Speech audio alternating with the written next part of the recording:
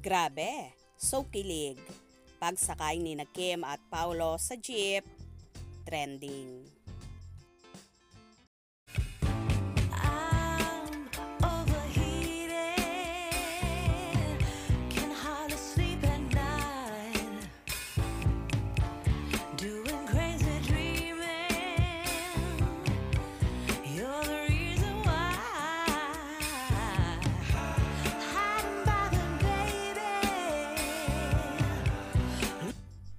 Nasa episode 15 na ang hit romantic series na What's Wrong with Secretary Kim.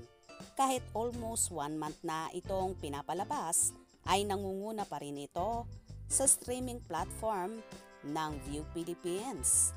Sa katunayan ay trending ang mga scenes at promotional hashtags nito.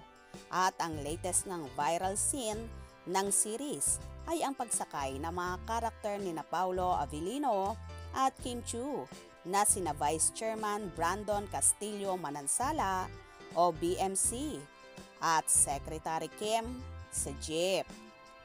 Ligaw mode kasi si BMC kay Secretary Kim at todo niya ito sinasamahan maski sa pagsakay nito sa jeep.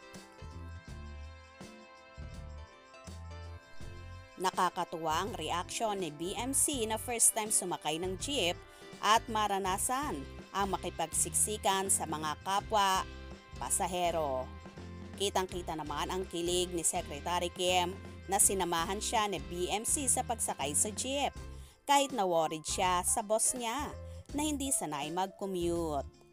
Kilig na kilig ang mga netizens sa eksena ng Kim Pao.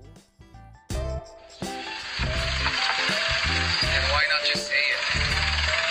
Sir, para daw.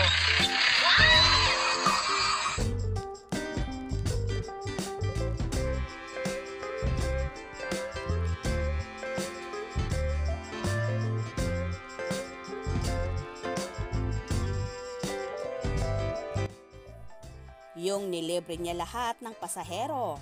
No to jeepney. Face out daw ang mga badeng. Say ni All-Star Magic sa X, dating Twitter. Lakas maka-teenager, lakas maka-shampoo commercial. Gwapo ni Paulo, kinikilig ang tumbong ko. Say ng isa pang ex-user. Komento pa ng isang fanay, gusto ko yung nagdikit, yung tuhod nila, sabay tinginan. Nakadagdag din daw sa kilig ang kantang lagi ng P-pop idol girl group na BINI. Ilang buwan pang tatakbo ang What's Wrong with Secretary Kim sa View, kaya matagal pang pakikiligin ni na Kim at Paulo ang kanilang mga fans.